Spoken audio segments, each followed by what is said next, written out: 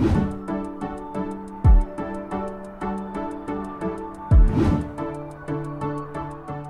ho teman-teman, senang banget gue masih bisa bikin video buat teman-teman semua. Dan gue harap teman-teman semua juga senang dengan kehadiran gue di sini. Emang iya gue bikin seneng? Yakin? Buat nyiapin video yang singkat ini itu makan waktu banget loh teman-teman. Jadi kesulitan gue yang paling utama ketika gue bikin video buat channel YouTube gue adalah persiapan lighting teman-teman. Ini nih paling memakan waktu sebenarnya. Karena mau nggak mau gue harus mindahin lighting ini, misalkan kurang cocok nih, gue harus pindahin lagi.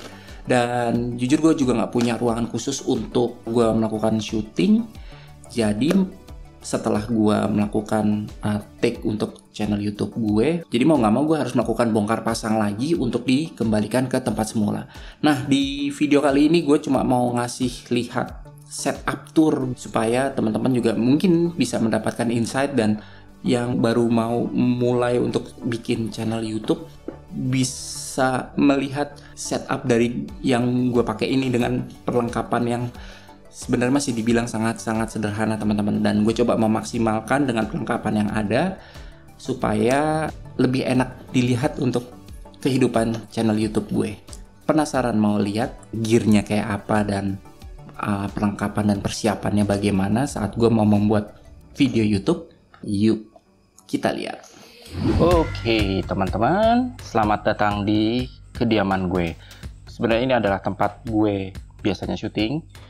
Jadi memang kalau misalkan teman-teman perhatiin, gue nggak punya tempat atau ruangan khusus buat syuting. Ruangan ini adalah ruang tamu sebetulnya yang gue jadiin tempat syuting. Dan biasanya lokasinya itu ya di sini teman-teman.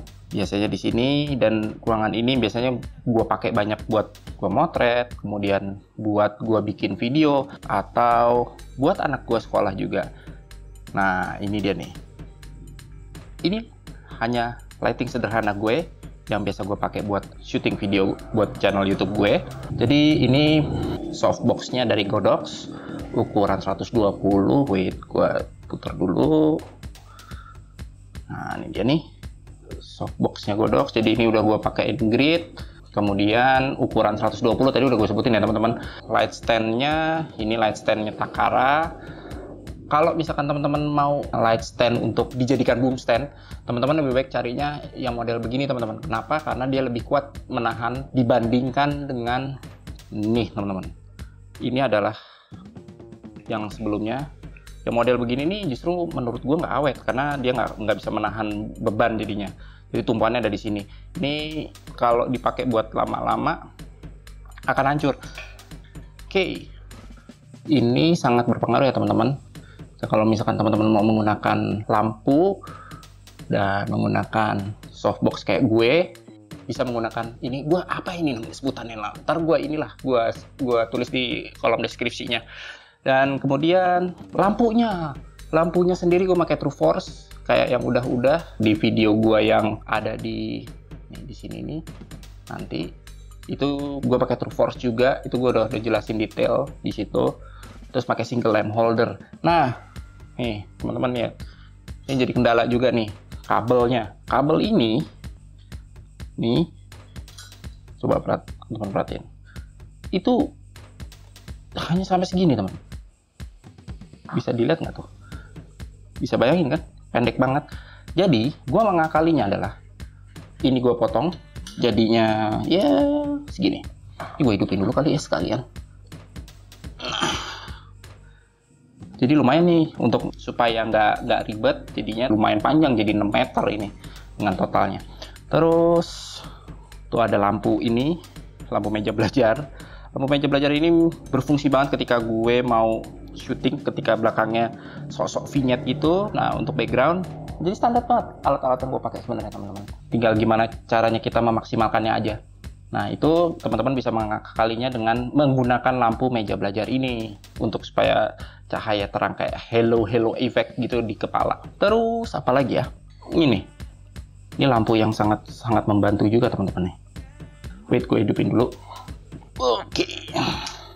Lumayan terang. Ini dayanya 18 watt.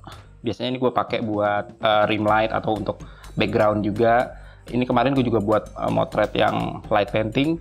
Itu sangat penting banget sih ketika teman-teman butuh menggunakan pencahayaan, dan ini bisa digunakan ini. Terus apalagi ya, lampu-lampu ini nih. Ini teman-teman pasti sering banget ngeliat di video gue. Nah ini juga bisa nyala. Nah, tapi nanti gue akan ngidupin apa enggak, gue belum tahu. Tapi ini pastinya kayak bakalan sering banget dipakai. Dan sebagai buat biar nggak terlalu kosong-kosong banget, lampu ini bisa dipakai. Berantakan banget kan? Ya, beberapa tripod. Ini tripod. Terus, yes, ini dia juga nih terpenting nih. Ini adalah buat reflektor, atau ini juga biasanya gue pakai buat motret bird view.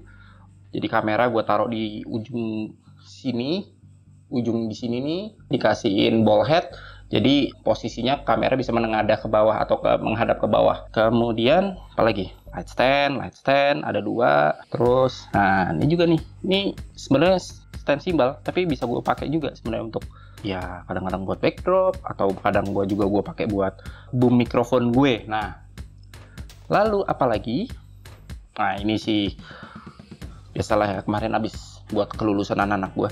Ini sebenarnya sama yang ini, lampu yang putih ini, tapi dia warnanya biru. Kalau teman-teman lihat kayak video gue yang sekarang teman-teman lihat ini gue pakai lampu ini nih, dan cahaya juga cukup baik untuk membuat lampu-lampu background kayak gitu-gitu.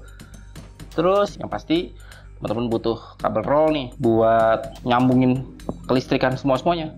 Itu paling penting. Kemudian kamera yang dipakai sendiri yang biasanya gue syuting nih teman-teman. It's me. Oke. Nih kameranya Olympus OMD GM10 Mark II. Ini gimana sih? Ini dia nih. Gue hanya pakai ini aja. Apa ini? Ini adalah biasanya gue pakai buat manual fokus. Jadi ada karet, jadi gue puter-puter. Itu lumayan ngebantu. Dan ini gue sendiri. That's me. Ini yang teman-teman lihat ini adalah sebenarnya kadang-kadang gue taruh handphone di sini untuk gue. Biasanya kalau gue syuting tuh gue makainya model wifi. Jadi untuk monitornya, jadi gue bisa ngelihat komposisi gue udah bener apa enggak. Oh iya, ada yang satu gue lupa. Ini saat ini gue lagi ngerekamnya pakai Zoom H1n yang teman-teman dengar suaranya, pakai mic-nya mic Boya BYM1 yang gue juga udah review lah ya perbandingannya untuk meeting Zoom. Ini sengaja gue taruh di tempatnya supaya menghindari settingannya berubah teman-teman. Jadi akan lebih aman kalau teman-teman sudah yang menggunakan Zoom H1n ini menggunakan kayak gini juga. Susah banget men. Nah ini dia nih. Ini adalah Zoom H1n.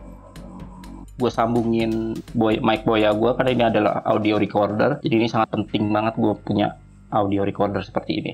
Jadi nanti gue tinggal melakukan post pro dan tinggal sync audionya. Gue rasa itu dulu persiapannya seperti apa. Mari kita tonton terus persiapannya.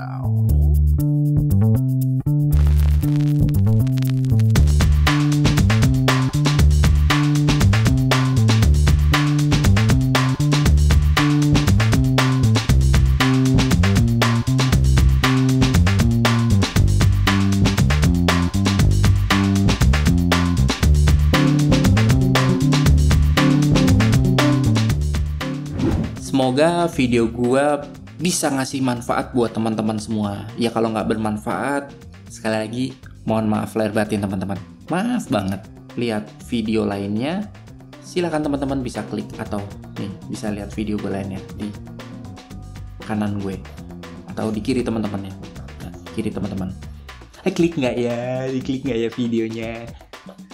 Udah, bye.